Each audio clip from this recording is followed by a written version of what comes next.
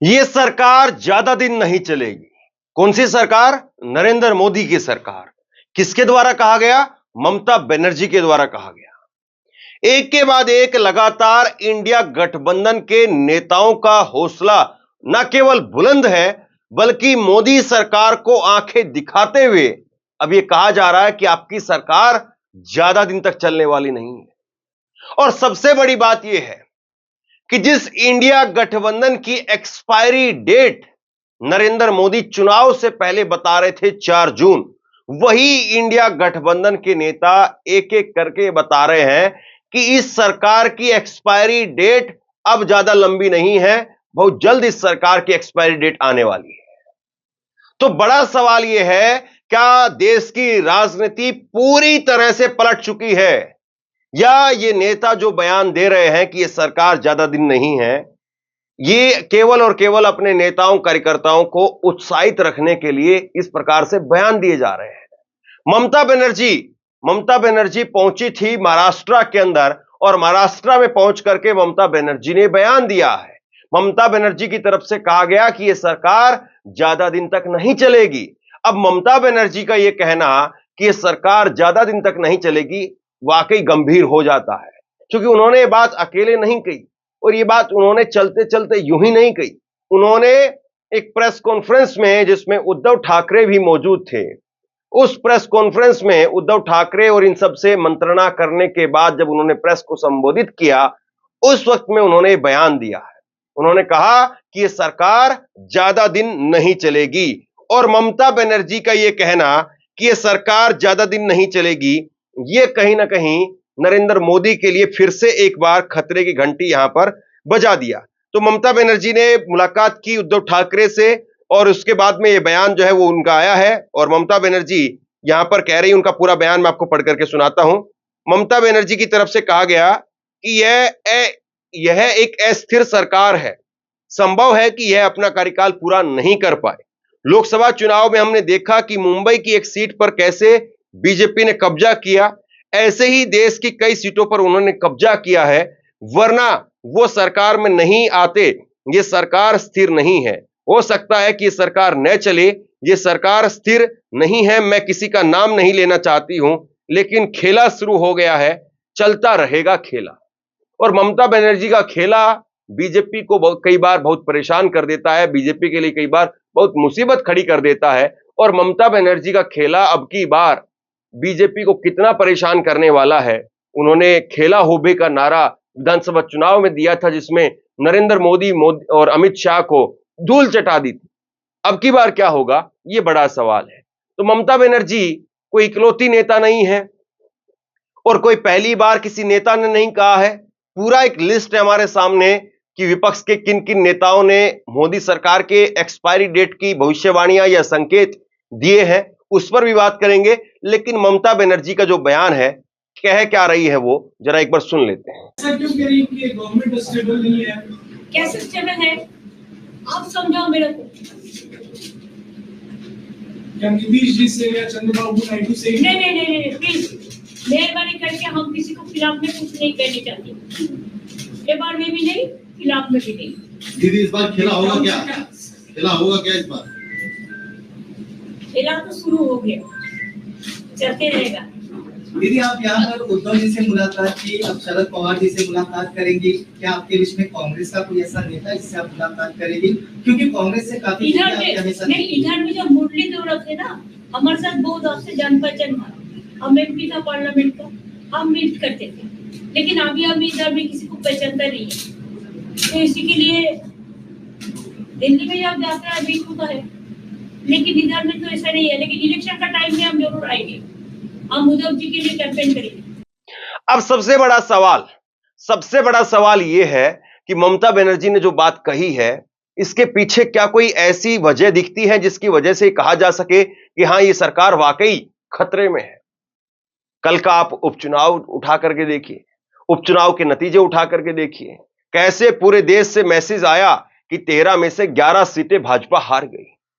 अब ये जो ऐसी खबरें निकल करके सामने आती हैं, ये माहौल जरूर बनाती है, इनसे माहौल जरूर बनता है, और बीजेपी में भी कहीं ना कहीं अंदर खाने इसको लेकर के बेचैनी पैदा हो रही है कि वाकई अगर इसी तरह से राज्य दर राज्य अगर हम चुनाव हारते चले गए, राज्य दर राज्य अगर हमारे लिए ऐसी स्थिति आती चली गई तो फिर बड़ा नुकसान हो जाएगा।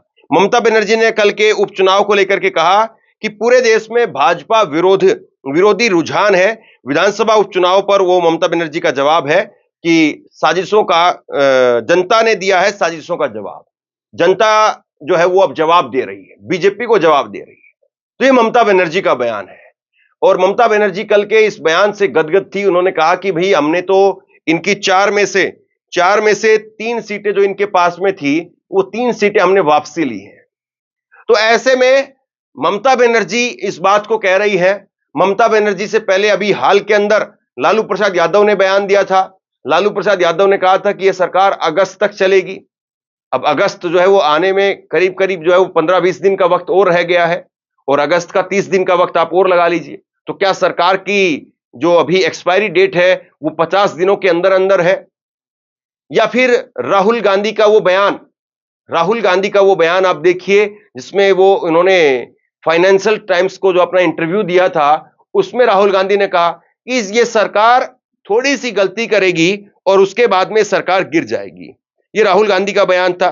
तो इससे कहीं ना कहीं जो है वो एक के बाद एक नेताओं के जो बयान आ रहे हैं उससे बीजेपी के लिए लगातार मुसीबतें खड़ी होती जा रही हैं।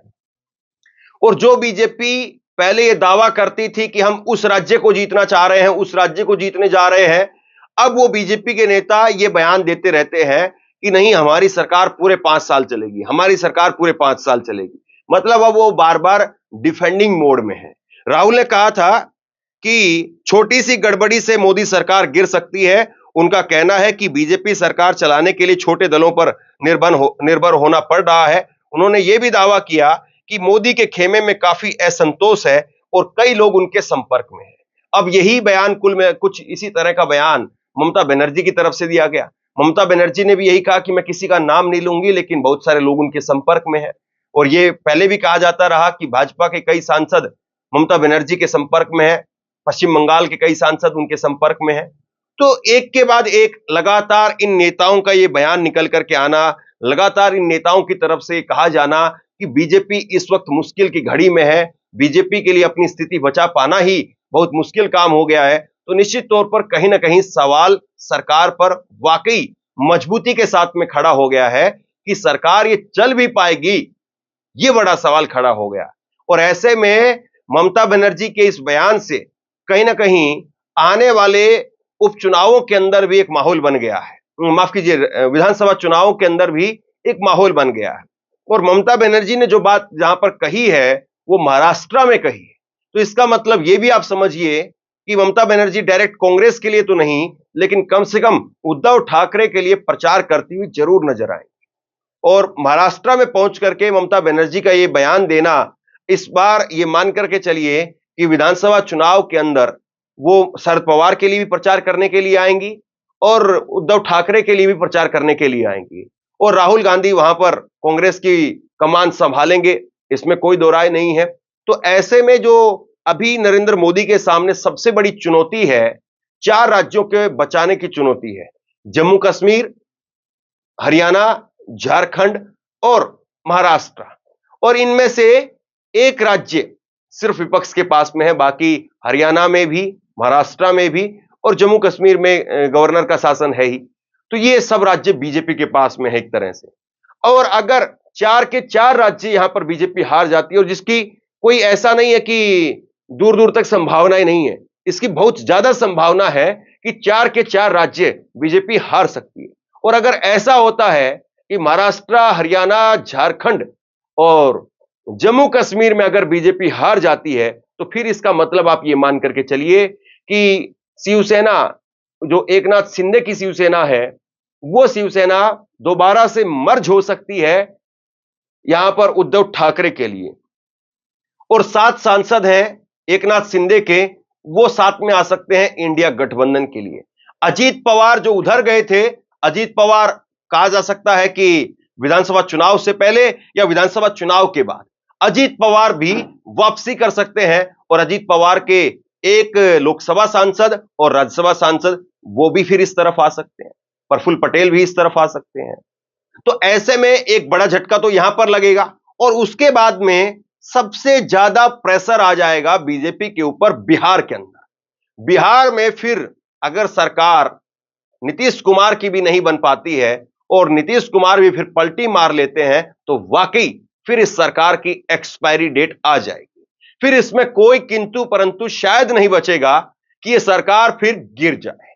और ये सरकार अगर बीच में ही गिर जाएगी तो सवाल फिर इस बात का होगा कि इंडिया गठबंधन अपनी सरकार बनाएगा या इंडिया गठबंधन मध्यावधि चुनाव के लिए चला जाएगा।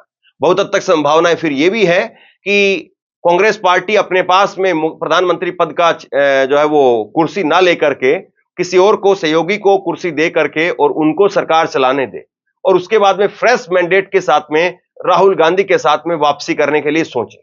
तो खैर, एक तरफ तो चर्चाएं इस बात की हैं कि कौन कब कहां पर क्या करेगा, कौन कैसे जो है वो कैसे किस तरफ में जाएगा, किस तरफ से किस तरफ आएगा। एक तरफ तो चर्चाएं इस बात की है और दूसरी तरफ नरेंद्र मोदी कहते हैं कि हम तीसरे कार्यकाल में 3 गुना सख्ती से काम करेंगे। अभी 3 गुना सख्ती, अगर 4 राज्यों का चुनाव वो हार जाते हैं और जिस तरीके से जिसकी वो एक्सपायरी डेट बता रहे थे, एक्सपायरी डेट घोषित कर रहे थे जिस गठबंधन की, अब वही गठबंधन के नेता एक एक करके सामने आकर के एक्सपायरी डेट बता रहे हैं नरेंद्र मोदी सरकार की।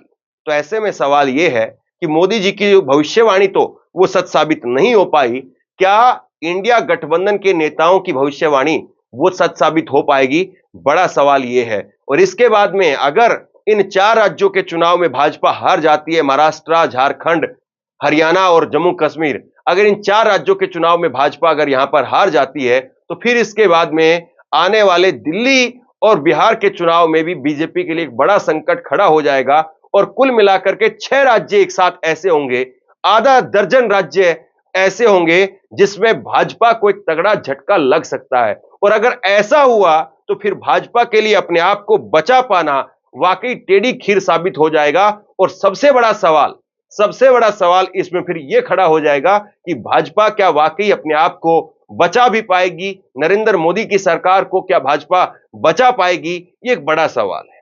बहरहाल, आप क्या सोचते हैं नीचे कमेंट बॉक्स में लिख करके जरूर बताइए। इस वीडियो को शेयर कीजिए और इसी तरह की तमाम खबरों के लिए ऑनलाइन न्यूज इंडिया को सब्सक्राइब कीजिए। आपका बहुत बहुत धन्यवाद।